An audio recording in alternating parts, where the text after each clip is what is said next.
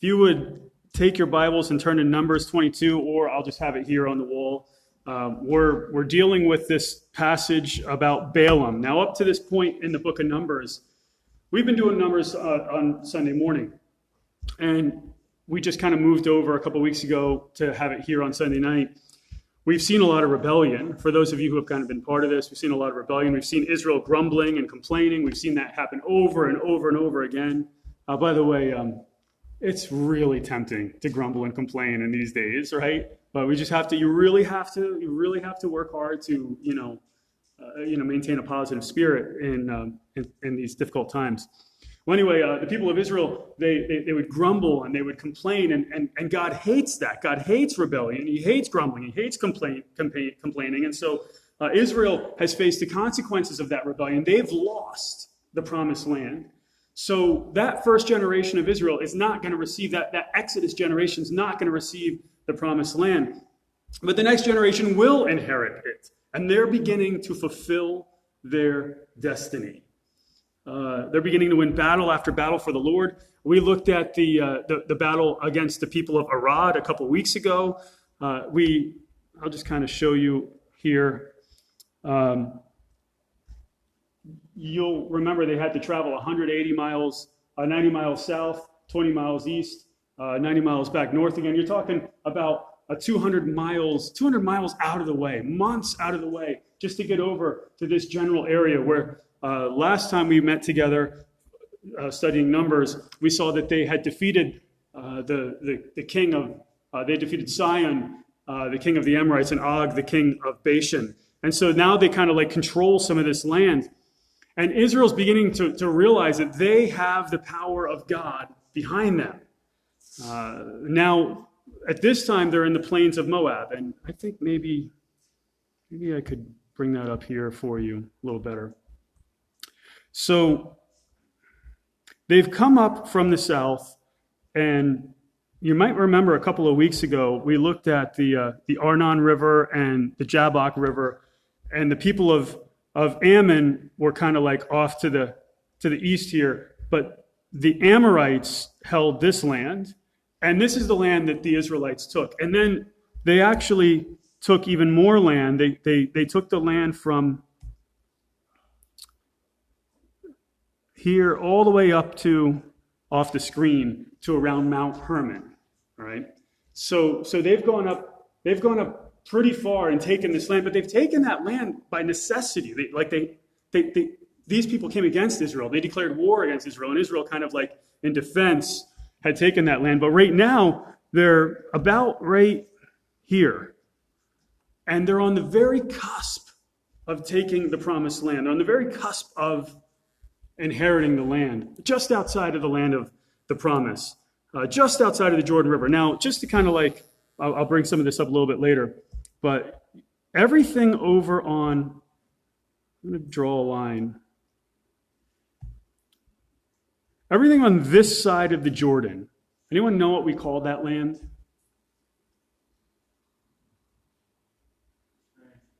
Transjordan, right? That's the Transjordan. It's on the other side of the Jordan. Everything on this side of the Jordan, we would call Israel, right? Pretty much. What's that? Israel, pretty much. But the Cisjordan, right? This is all what would eventually become Israel. But the land over on that side of the Jordan, all this land, Israel's not interested in that land. The promised land really is on the west side of the Jordan. All right. The western mountains and the coastal plains, and going all the way up to the Euphrates, really, and all the way to the Nile. That's what would ultimately be promised. Okay, but this land over on this side of the Jordan, on the Transjordan, that's not really something Israel's that interested in. They've only taken that land up to this point because they really had no choice. So let's go here to Numbers 22:1. Then the sons of Israel journeyed and camped in the plains of Moab beyond the Jordan, opposite Jericho. So just to kind of like show you where that is, right? If we zoom in, you'll see Jericho. So Israel is on the other side across the Jordan, right?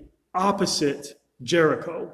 Now you'll know from reading the book of Joshua that Jericho is like really the first battle that Israel's gonna have, the first city they're gonna take. Here's a general picture of that region. So this picture is taken from Israel, and off in the distance, I don't know if you could see, can you see these mountains back here? I don't know if you could see those from, you can see them. They're the mountains of Moab. And this is pretty close to the very spot where Israel would have been. Now they would be over on that side, over on the far side is where Israel would be. Here are some pictures of the plains of Moab where Israel would be at the time of this passage. Something like this land, something like this, right? This is Mount Nebo. This is the mountain from which Moses would look at the whole land, all right, before he died. Mount Nebo. And this is taken from the plains of Moab. So this is looking towards Israel from, this is basically their vantage point. So when we read Numbers 22 and we see where Israel is, they're basically in this general area, and they're within sight of this mountain. I can't say they're in this exact spot, I don't know. But they're in sight of this very mountain. So this is where they are. And they're gearing up to inherit the promised land. They're looking to their inheritance. But there's a neighbor. There's a neighbor to the south that isn't so happy that Israel's taken a lot of that land in this area. And if we go back to the map, you'll see who that neighbor is. The people of Moab basically are between right here, the Arnon River and the Zered River. And they basically hold this little patch of land, probably not much more than 20 miles wide or so. And they've seen Israel take all this other land, and they don't like it. The people of Moab are an ancient people. They come from Lot's incestuous relationship with his daughters. You might remember the story of Sodom and Gomorrah, and you might remember Lot having to escape the city with his life, and you might remember his wife looking back and turning into a pillar of salt, like longing for, that wonderful city. Kind of reminds me, those cities kind of remind me of what America's cities look like right now. I mean, just turn on the news and you just see the destruction, you see the looting, you see burning the stuff down, and you think, wow, we're not that far off from Sodom and Gomorrah. Well, anyway, Lot and his daughters are able to escape and go into the mountains. And these daughters, they're living a life of complete isolation, which we can kind of understand a little bit right now, right, to a certain extent. How many people here in the room kind of understand a little bit about a life of isolation right now? I probably do a little more than you guys do, but I understand what that means. They're living a life of isolation, and these daughters want children. And so they get their father drunk and lay with him. Look at the devices of these women here in verse 32. Come, let us make our father drink wine, and let us lie with him, that we may preserve our family through our father. I mean, that's some pretty nasty stuff going on there. The Bible's not always G-rated, guys. You know what I mean? But as you keep reading down through, you'll see both of the daughters of Lot were with child by their father. The firstborn bore a son and called his name Moab. He is the father of the Moabites to this day. As for the younger, she also bore a son and called his name Ben-Ammi. That's son of my people. He is the father of the sons of Ammon to this day. So both these people, the Moabites and the Ammonites, both these people right now, Israel's neighbor right now to the south and to the east, they're both nations born out of incest. Now, what's that say about the enemies of God's people right now? So not the best folks right here. But anyway, Israel isn't really interested in Ammon's land, and they're not really interested in Moab's land. They're interested, remember, in the land on the other side of the Jordan, right? On the west of the Jordan, the Cisjordan. They're interested in what's known today as Israel. But Moab, and by the way, If Moab leaves enough alone, Moab doesn't get bothered. Again, Israel's they're not looking to pick a fight with Moab. All right, but Moab just can't leave well enough alone. They're terrified of the people of Israel, and so the king of Moab wants to gather up allies and attack Israel. That's what he wants to do. The king of Moab is afraid. Look at verse 2. Now, Balak, the son of Zippor. How many people have read through this account before? Almost everyone has read through this, I'm sure, right? Almost everyone. Now, Balak, the son of Zippor, saw all that Israel had done to the Amorites. So Moab was in great fear because of the people, for they were numerous, and Moab was in dread of the sons of Israel. Balak's been watching these people with great concern, and he's seen them taking city after city after city, and he and his people are in great fear because of the people. Moab was in dread because of the sons of Israel. By the way, these two statements kind of parallel. In fear because of the people, in dread of the people. Right? So it's basically the same way. You're saying the same thing twice, just in different ways. It's a way of almost emphasizing how fearful they were of Israel, how fearful the king was, and how fearful his people were. Doubly making it clear. Dreadfully afraid, terrified of the people of Israel. And it makes sense when you think about it, because Moab had this land here. Let me see if I could... Moab is here right now, but they were once here. Okay. The Amorites came in and defeated the Moabites and took all this land. So the Moabites were defeated by the Amorites, but Israel beat those guys. And so if the Israelites beat the Amorites, then you better believe they could beat the lowly Moabites, right? So that would be like, if you can beat the United States in war, then you could beat, say, Puerto Rico, or something. I don't know. That's really dumb, actually. Cuba, right? So because Puerto Rico is kind of one of our. But you understand what I'm saying. So, like, if you can beat a power like the United States, you can beat some smaller powers, and that's kind of the idea. So they kind of have reason to be afraid right now. But again, Israel's not interested in that land. Israel would not bother them. They would not take that land. They would only take this land in self-defense. And so the king of Moab, his name is Balak, and every time we read Balak's name, I'm going to try to say King Balak, so you don't get him confused with another character that shows up in the story. But King Balak, he wants to go on the offensive. He wants to gather up allies and take down Israel. And really, it's kind of an insurance policy. So Balak worships this god Chemosh, and what they do is they burn their children as an offering to Chemosh. They worship Chemosh and his wife Ashtar. But these gods could not give them the victory over the Amorites, and so they're not going to give them victory over Israel either. Israel's more powerful. So he wants to gather up physical allies, and he wants to gather up allies that are spiritual. He wants to gather up the gods to get behind him. So look at verse 5. Is that where we are? Verse 4. Moab said to the elders of Midian, "Now this horde," he's referring to Israel, "will lick up all that is around us, as the ox licks up the grass of the field." And Balak, the son of Zippor, was the king of Moab at that time. Then he sent messengers to Balaam. So King Balak sent messengers to Balaam, the son of Beor, at Pethor. So Balaam, the son of Beor, and this is where he lives. And this is going to be important. It's going to be important. I'll tell you why in a few minutes.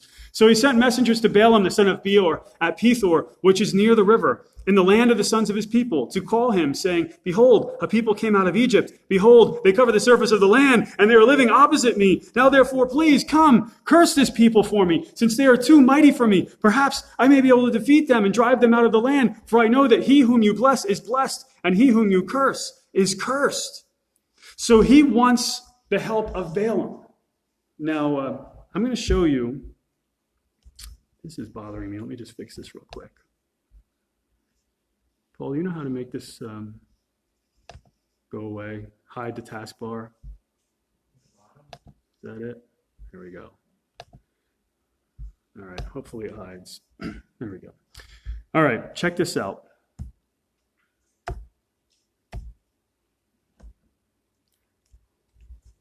Moab is in this little purple area down here. Balaam is up here.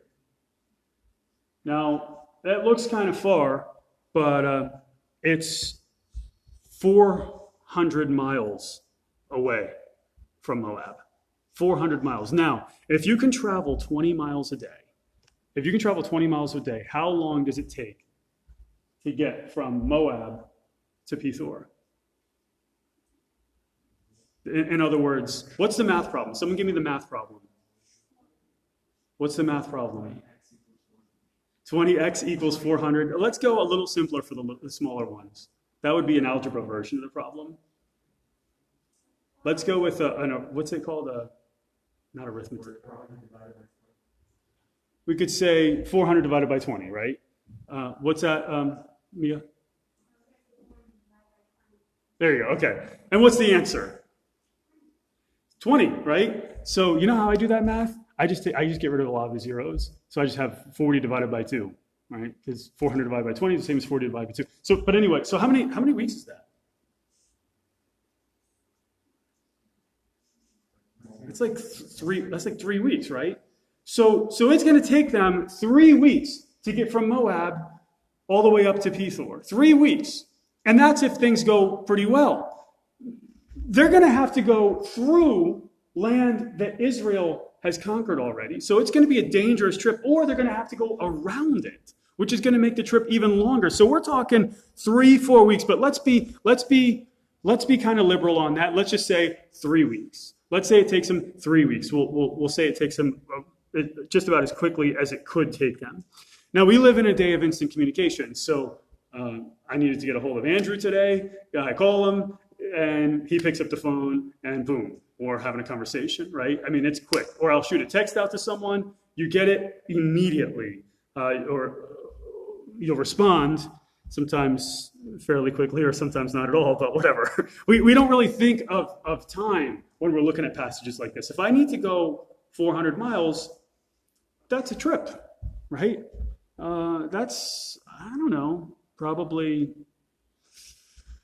somewhere in the middle of Virginia, right? Is that fair? I think D.C. is about, 200 miles or so? How far? Carolina? Okay, here past Pittsburgh. Okay, we'll go that way.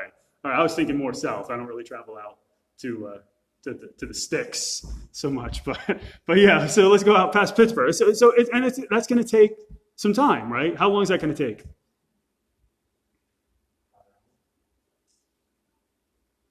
Oh, it depends on how fast you drive, I suppose. But it's going to take some hours, right? What's 400 divided by, I don't know, 60? 40 divided by 6 hours, 6 hours or so, something like that. Is that fair? 6 to 7 hours. All right. 6 to 7 hours, not terrible. I mean, I don't really want to drive 6 to 7 hours, but 21 days, that's going to take some time. I can drive to California in less than that by far. I think, what is it, like maybe a week or something like that? 5 to 7 days to California. I've never done it. Maybe one day I'll do it, but I think I'll fly out there and I'll just like drive up the coast. But not now, not during this climate. I'm not getting on an airplane for a little while. But 21 days. So there's significance in this fact that King Balak is searching far and wide for allies. He's going to gather up the Midianites. Now, the Midianites are, they're going to live in this area here. They're scattered. They're not really a threat, the Midianites. They're not really a threat. How do we know the Midianites? Someone tell me how we know about these people. Someone tell me something about the people of Midian. Yeah, go ahead. Yeah, Moses' wife Zipporah is from Moses flees Egypt to go and live for how many years in the land of Midian? 40 years in the land of Midian, where he marries Zipporah and he has 2 children, right? So Moses knows this land. Moses probably lived down in this general region, somewhere down in here, for about 40 years. Right? The people of Midian are scattered in this area. By the way, the Midianites attacked Israel not long after they came out of Egypt. But they're just scattered peoples. But what would happen if you unified all these scattered peoples? Now you got yourself an ally. And that's what King Balak wants to do. He wants to unify the people of Midian, but that's not enough for him. He needs the support of the gods. Right? So he goes far and wide, 400 miles. Gotta watch my droplets. I don't want my droplets getting out there. 400 miles to get Balaam and to enlist his help. He wants Balaam to manipulate the gods. He wants Balaam to intervene, and he wants to get help through the divine. He wants to get Balaam to curse Israel on behalf of the gods. And apparently Balaam's well known for this. Now, I wouldn't send someone 3 weeks away to someone who I don't know for the task I need, right? Maybe there's this dude out there somewhere. No, this is a guy who's known for this type of thing. He seems to have a reputation that's traveled at least 400 miles. And that reputation leads King Balak to say, he whom you bless is blessed, and he whom you curse is cursed. Therefore, please come and curse this people for me. So he wants to enlist Balaam's help. So he sends messengers to this seer in verse 7. So the elders of Moab and the elders of Midian departed. There you kind of see these Midianites, right? Now what you have is you have a joint group, a unified group of Midianites and Moabites who want to fight against Israel. So the elders of Moab and the elders of Midian departed with the fees for divination. They come with money, right? They're gonna bring Balaam a down payment with the promise of great riches later on. So the elders of Moab and the elders of Midian departed with the fees for divination in their hands, and they came to Balaam and repeated King Balak's words to him.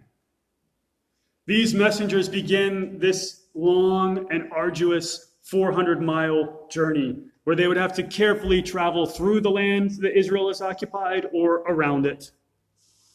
And the days go by. I mean, think about this, 21 days, right? The days go by, the weeks go by. Many sunrises and sunsets take place on the journey.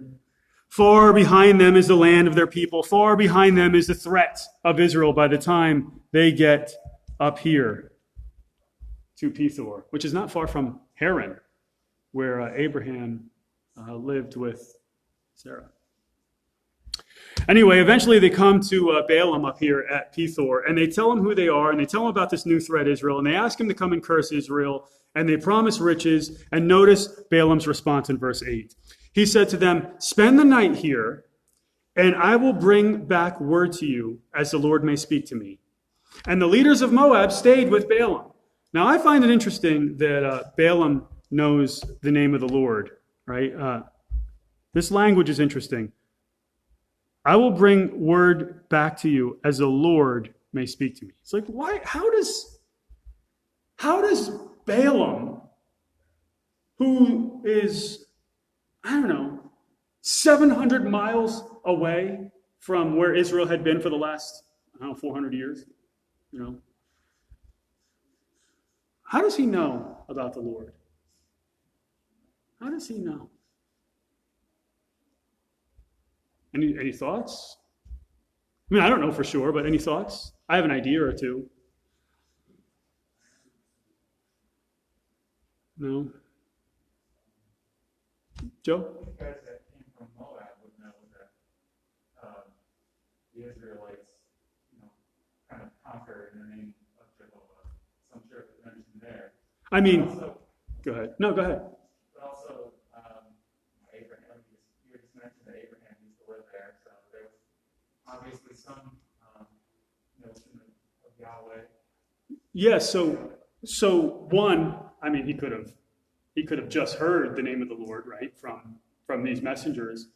Or two, perhaps the name of the Lord is something that's known all the way back from the days of Abraham, which would have been, and we're dealing with the year around 14, we're around 1406 right now, and Abraham would have been up in this area, I don't know, like 2100s. So you're talking like 700 years, right?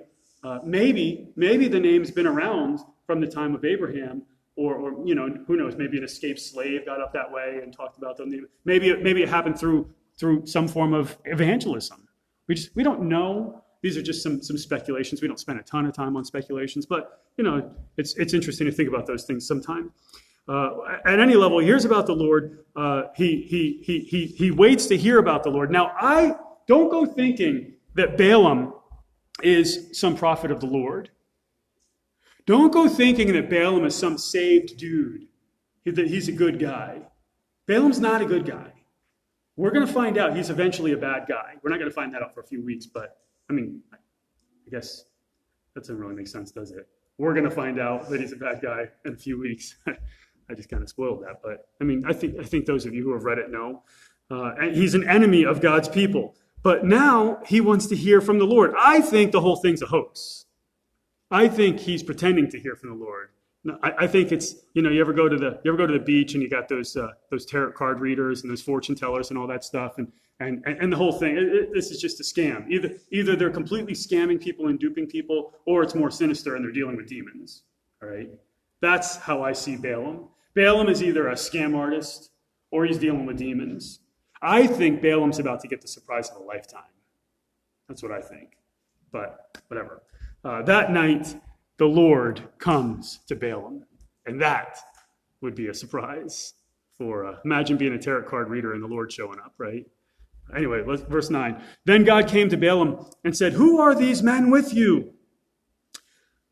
Balaam said to God, "King Balak, the son of Zippor, king of Moab, has sent word to me. Behold, there is a people who can..." Oh, God doesn't know this? God, let me tell you, God, about this people that came out of Egypt. I want to inform you about that one. All right, just in case you haven't heard. Right? Behold, there is a people who came out of Egypt, and they cover the surface of the land.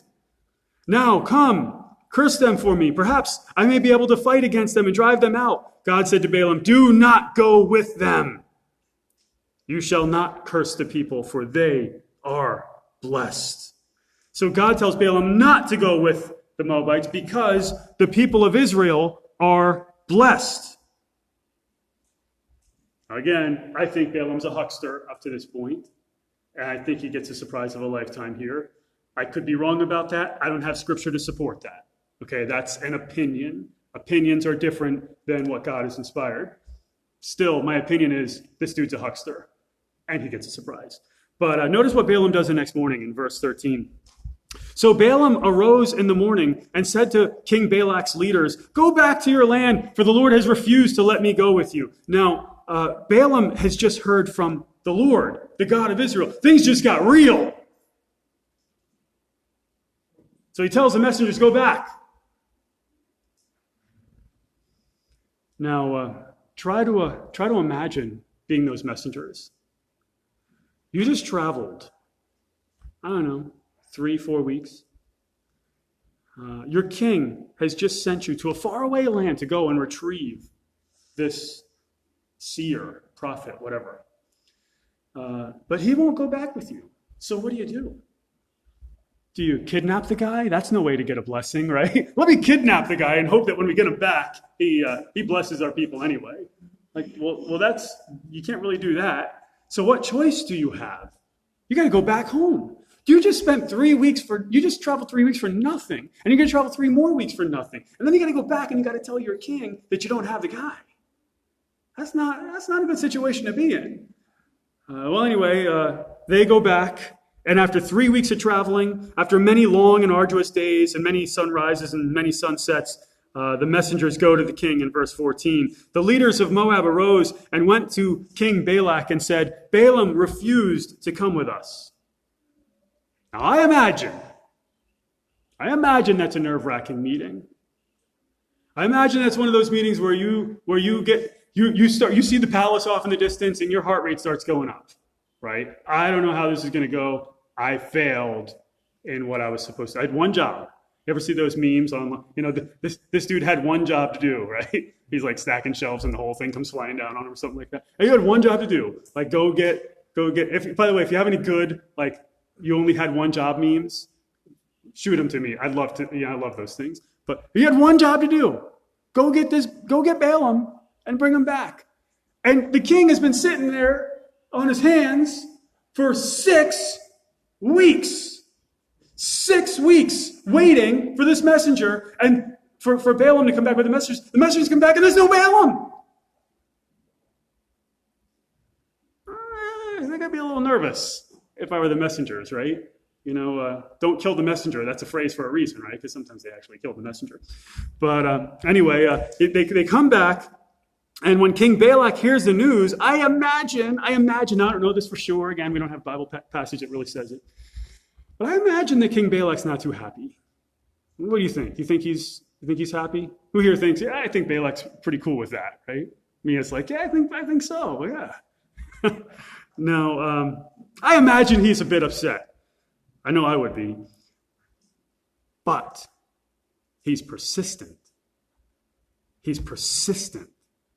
And he's determined to gain an advantage over Israel. And so he sends more messengers. He sends messengers back to Balaam the Seer. More and more noble messengers for really a second cycle of sending these messages. Look at verse 15.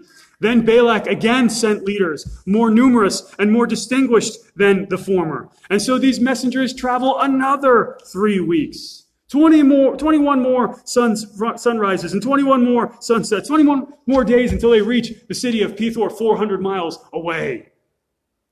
And by the time they reach that city of Pethor where Balaam lives, how long has it been since Balak sent the first messengers out? 9 weeks. I mean, maybe longer. Maybe 3 months, right? I mean, again, if we estimate more like a month on each trip, right? So maybe 9 weeks, 2 months. 2 months since he sent these messengers out. And so time is passing. Meanwhile, Israel's there. Israel's occupied this land. Valuable time is passing. By now, the Midianites are gathered and waiting for battle, together with the Moabites, waiting for this curse. This very important curse. Now, Balaam, the seer, he's at home in Pethor, minding his P's and Q's, right? Minding his own business. It's been 6 weeks since he saw those messengers, 6 weeks since those Moabite messengers have left, and he's long since moved on to other matters in his mind, I'm sure. I would imagine that he's thought about the riches that he could have had, right? It's like, I'd be afraid to go on a game show. Like, what if you had the chance to win like $1 million? And it was like, all I had to do was like get this answer right. And then I get the answer wrong. Like you're not going to have a good day after that. You know what I mean? You're not going to have some time after that. Like, I think the rest of your life, it's like Bill Buckner, right? My son and I, sorry, Andrew, I got to do this to you, buddy.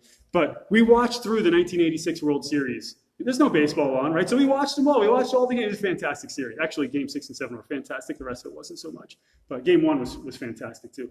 But in Game 6, you're watching this game, and the Red Sox are 1 out. They're 1 out away from winning the World Series, and they're up 2 runs. 2 outs in the bottom of the 9th inning, and Gary Carter comes up and gets a hit, and Kevin Mitchell comes up and gets a hit, and the next guy comes up and gets a hit, and before you know it, the Mets win the game. And one of those plays, Bill Buckner misses the ball. It goes right between his legs. Ray Knight comes around and scores. Mets win, right? I cried. I was 8 years old. I cried. I was rooting for the Red Sox. But, my whole world came crashing down when the Mets won the World Series that year. But imagine Bill Buckner that day. Imagine the guy could barely walk. They're practically carrying him on the field. You know what I mean? His legs are so beat up. He's so old. He can barely play. And a good player, excellent player. It's a shame what happened. He just felt for the guy, right? You could look back at these moments of what if? What if I would have made the play? All the nightmares. You watch a documentary on Bill Buckner, all the nightmares he had, that he still has, if he just made the play, right? His whole life was changed. Got death threats for missing the play, poor guy. I imagine Balaam is like, I wonder if I would have taken the money. Man, I just touched my face. I need a wipe. Sorry. I could have had riches.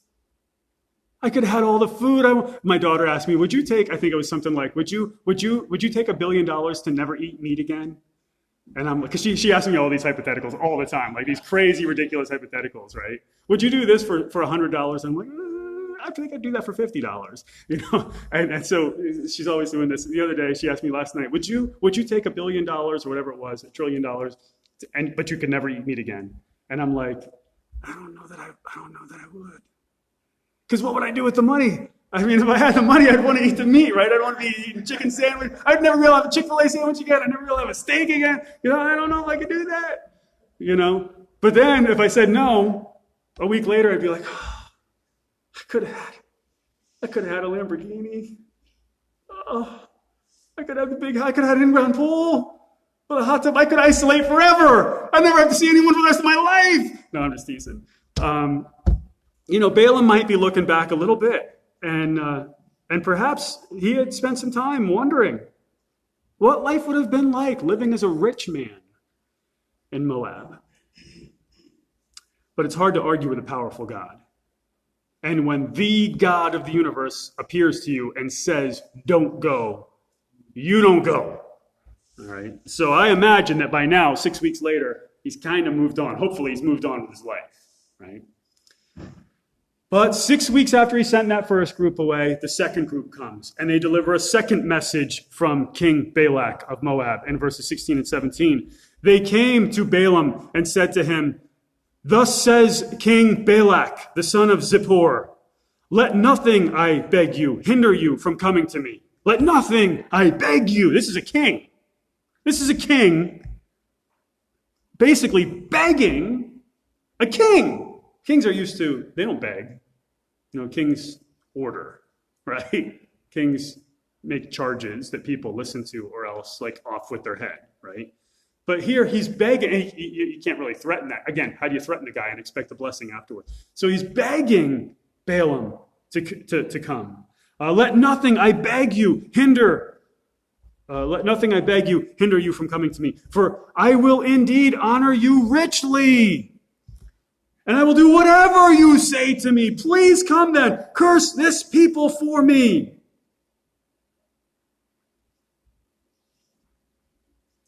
They're offering Balaam that life of luxury, life of riches. Is there risk? Certainly. Remember, you'd be entering into a war zone. But if things worked out, you'd be rich. Rich beyond your wildest dreams. All the money, food, women, fame that Balaam could want, he would have. But he's also heard from the Lord, and that's scary. And his fear outweighs his desire for riches for now. And so he needs to go to the Lord to see what the Lord wants. Verse 18, Balaam replied to the servants of Balaam replied to the servants of, we're going to say King Balak, though King Balak were to give me his house full of silver and gold, I could not do anything, either small or great, contrary to the command of the Lord, my God. Again, don't be mistaken by that terminology. A lot of people say the Lord's their God, and they're not really followers of the Lord. Okay. And that's what's going on here, just so you know. And that will become abundantly obvious in the book of Numbers. Now, please, you also stay here tonight, and I will find out what else the Lord will speak to me. Listen, I don't care how much money you give me. I'm not going to do anything unless the Lord says it. But why don't you guys hang around? I'll just check with him before you go away. I'll just double check with God, right? Double check with him. Make sure, I'll have another conversation with him. Maybe he'll change his mind. And so that night, Balaam prays to the Lord and waits for a response. And a response he gets in verse 20. God came to Balaam at night and said to him, "If the men have come to call you, rise up and go with them. But only the word which I speak to you shall you do." And so God comes to Balaam and he allows Balaam to go back to Moab under one condition. You have to do only what God says. You're only allowed to speak the words that God gives you. Now, I'm going to ask a question here. Why is God allowing Balaam to go now, but he didn't let Balaam go before? Is he capricious? Is he what's the word? Arbitrary? Like, that is he just doing things on a whim? Like, oh, you know what? Okay, sure, yeah, you could go. I don't know. I've often wondered that myself. But, I'm thinking that God told him the first time what to do. And then when God evidently changed plans, Balaam rather, agreed within himself to go ahead and do that, but it was actually the wrong thing to do, because that's not what God originally said. So how God is. I'm gonna just press pause on that just for a second. I'm not sure that I can say it's the wrong thing just yet. Okay, but we're gonna hit that next time. All right. Okay. Joe. This whole story starts with You can, if you got to, you could pull it. The whole story starts with man trying to manipulate God, or the gods, the divine, whatever. In other words, man being in control, and I think God doing it this way really demonstrates that he can't be manipulated, that he's the one who's sovereign because of the message that he's going to give to Balaam once he gets there. Okay, well, listen, I'm the one who decides what happens here and how it happens. So that could be a factor, right? Anybody else have anything else? I like to think more contextually. I'm not as good at the theoretical theology as much as I am at the context. And that's my strong point. Context is my strong point. Contextually, anyone have anything?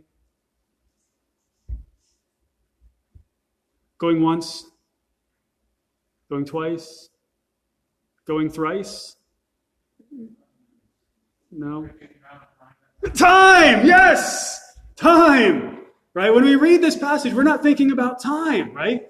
This is timing is something here. Timing is a factor we're not thinking about when we read in the 21st century. But time is a factor. I mean, 6 weeks ago, the answer was no. But now, 6 weeks later, God's like, you can go now. Timing. So think about it this way. You ever pray for something? Is the answer always yes or no that moment? Isn't sometimes the answer wait, right? Isn't sometimes like, God is not ready for this to happen. Let me explain. Tom, I see the body language, unmistakable. I wanted to, like this morning, I wanted to be a pastor in 2001. The timing wasn't right. I was not ready, right? Now, think about this. During this 6-week period of time, okay, the people of Israel gathering together, maybe they're still not gathered together at the time Balaam comes or whatever else. Maybe God wants Balaam there at the exact time Balaam's going to get there, and not 6 weeks earlier.